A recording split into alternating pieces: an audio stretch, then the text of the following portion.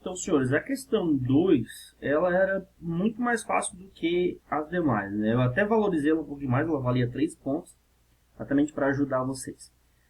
Provavelmente, quem ainda não tinha estudado, olhou esse monte de resistor, meu Deus, o que eu vou fazer com esse negócio aqui? Vou ter que aplicar a fórmula. Professor, dava para usar a fórmula? Dava para usar a fórmula. Mas vocês poderiam ter utilizado um artifício que eu ensinei para vocês, que é a respeito de sempre quando a gente tem resistores de igual valor. Que eu dizia o quê? Sempre quando eu tiver dois resistores do mesmo valor, em paralelo, o equivalente desse resistor é sempre metade do valor de um dos resistores. Ok? Então, o que eu faria aqui nesse caso? Eu tenho dois resistores de 200 ohms aqui. O que acontece? Esses dois resistores aqui, tá? Eles vão gerar um resistor só de 100 ohms. Então, o paralelo dos dois resistores, eles dão um resistor de 100 ohms. Ok? Agora, eu tenho um paralelo aqui, né, de 100 ohms, esses dois aqui, em paralelo com outro de 100 ohms. Então, isso faz com que esses dois resistores aqui, de 100 ohms, gerem um outro resistor equivalente de 50 ohms.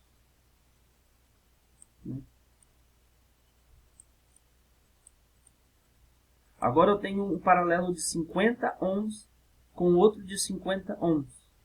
Isso significa que eu vou ter um de 25.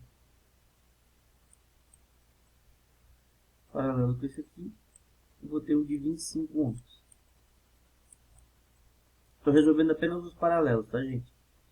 O de 25 com esse outro de 25 dá um de 12,5. Então, esse com esse, ele vai dar um resistor equivalente de 12,5. Se eu resolver todos os paralelos aqui, dessa forma, e quiser reescrever o circuito, ele vai ficar dessa forma aqui, ó. Vai ficar um resistorzinho de 25 ohms. Em série com esse equivalente paralelo que eu encontrei, que é de 12,5.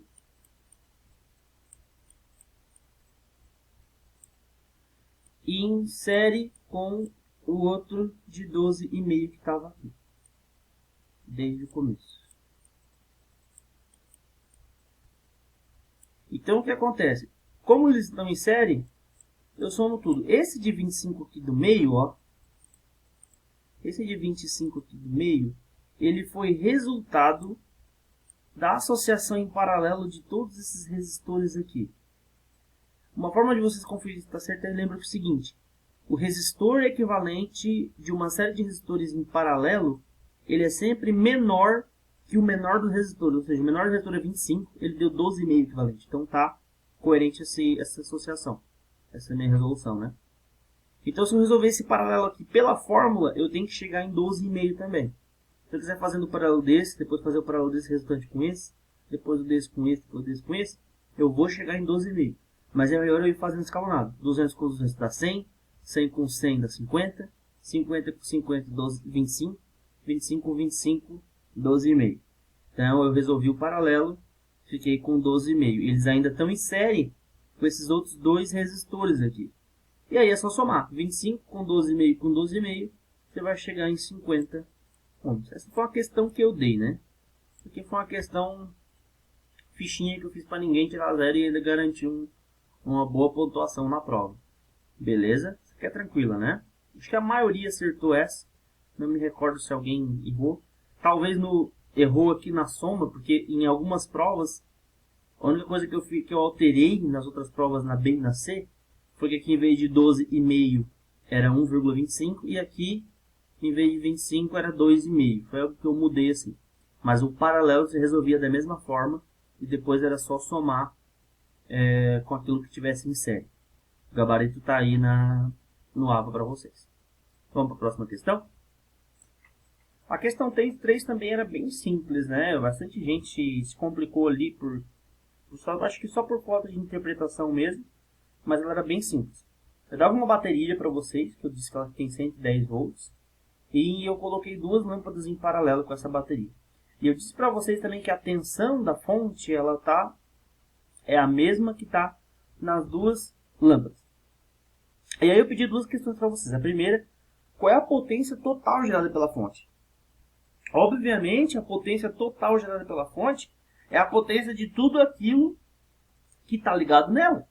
Então, se eu disse para vocês que a potência da lâmpada 1 é 65 watts, da lâmpada 2 é 78, em algumas provas eu mudei o valorzinho, mas basicamente era só somar. Então, a questão A era só fazer 75 mais 78. Isso já seria a potência total gerada pela fonte.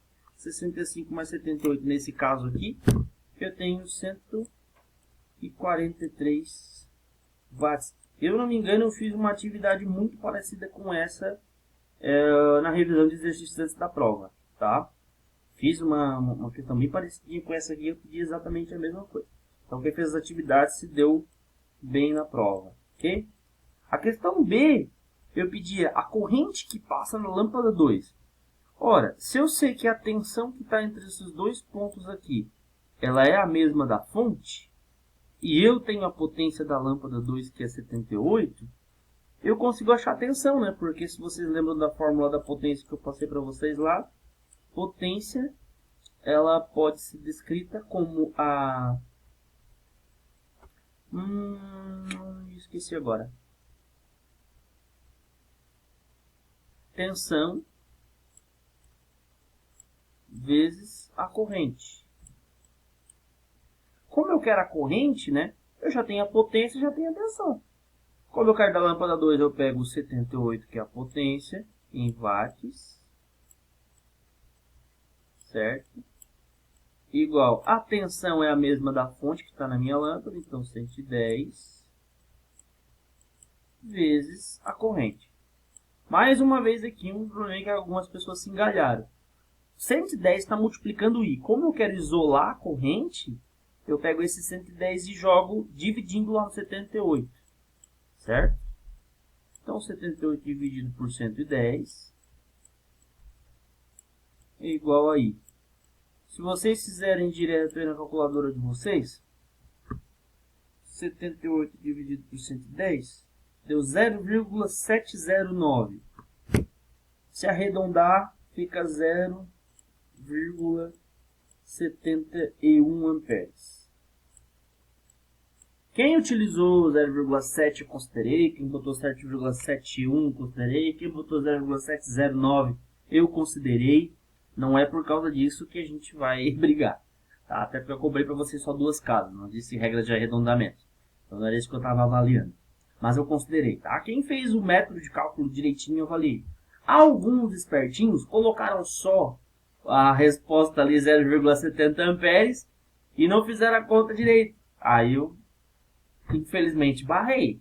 Tá, gente? Eu precisava que vocês demonstrassem que sabiam fazer. Vocês sabiam quem tinha feito a mesma prova que vocês, podiam simplesmente perguntar qual era a resposta, inventar um cálculo e achar que eu ia engolir. Não engoli, tá? Então, quem fez isso eu lamento, eu barrei. Acho que foi um ou dois ali que eu achei nesse caso. Mas presta um pouquinho mais de atenção, gente. É uma questão muito fácil. É mais fácil até que os exercícios que a gente fez na prova. Beleza? Então essa é a questão, cara. Por isso que essa daqui era um caso de que mesmo que tu errasse a primeira questão, a segunda tu acertava. Se soubesse aplicar a fórmula ali da potência. Tranquilo? Recomendo vocês que realmente repliquem esses cálculos no caderno, façam de novo, escrevam isso, anotem na própria avaliação de vocês quem imprimiu, quem copiou no caderno, reescreve esses desenhos, faz de novo a questão para poder deixar redondinha aí para a correção da prova, beleza? Então, vamos para o próximo exercício. Essa 4 aqui, ela era mais que precisava pensar um pouquinho, né? Tinha que avaliar as opções e pensar. Mas ela era tranquila também, era fácil, tá? O que diz aqui? O dispositivo ele está conectado nos pontos B e C. E o que acontece? Ele tem uma baixa proteção para correntes altas. Basicamente, o que eu quero fazer é o seguinte. Existe uma corrente total que entra no ponto A, passa pelo resistor que está entre B e C e sai no ponto D. O que eu quero fazer é o seguinte, eu quero reduzir a corrente que passa entre B e C, sem alterar a corrente total que passa entre A e D. Ou seja, eu preciso de um caminho alternativo para que a corrente total ela se divida. Ela vá um pouquinho para o resistor que está entre B e C e em algum outro lugar.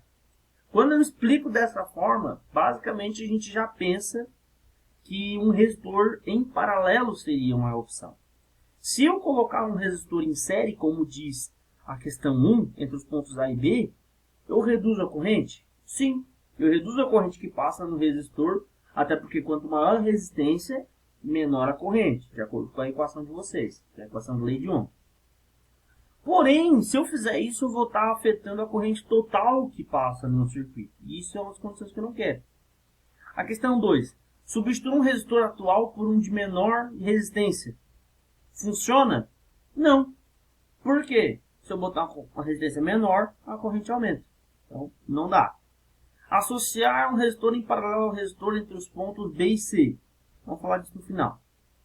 A 4. Adicionar um resistor em série entre os pontos C e D. É a mesma questão da opção 1. Eu diminuo a corrente, mas eu altero a corrente total. Então, não me serve.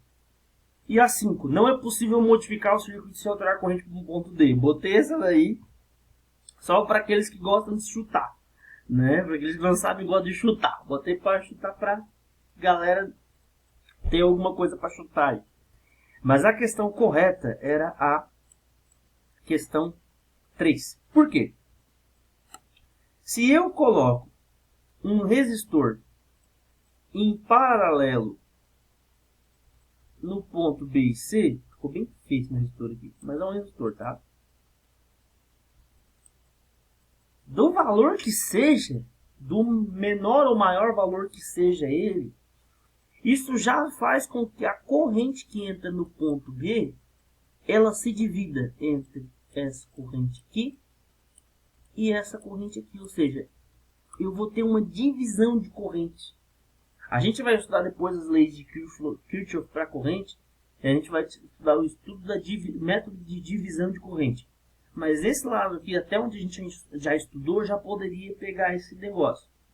Se eu colocar um resistor em paralelo entre os pontos B e C, ele diminui a corrente, sem alterar total. Por quê? Quando chega aqui no ponto C, as correntes elas se unem novamente e ela vira a corrente total de novo.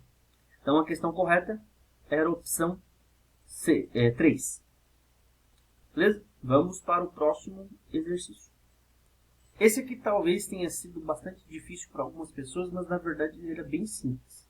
Eu pedi para que vocês, utilizando uma fonte de tensão só e 2 resistores, fizessem um circuito, projetassem um circuito em que a corrente total fosse de 1,5 amperes. A coisa mais fácil de fazer é quando eu dou liberdade para vocês colocar o valor que vocês quiserem. Eu sei que a corrente tem que ser 1,5 ampere, certo? Certo, ok. Então a forma mais fácil de fazer isso aqui era o seguinte: eu sei que a corrente ela tem que ser 1,5. A fonte de tensão vocês poderiam colocar o valor que vocês quisessem. No caso, para ser mais fácil, eu vou colocar um múltiplo de 1,5. Vou botar 15. Né? Logo, a resistência, se vocês fizerem a equaçãozinha da resistência, né, vai dar 15 dividido, vai dar tensão é igual a R vezes I, certo? 15 dividido por 1,5 vai dar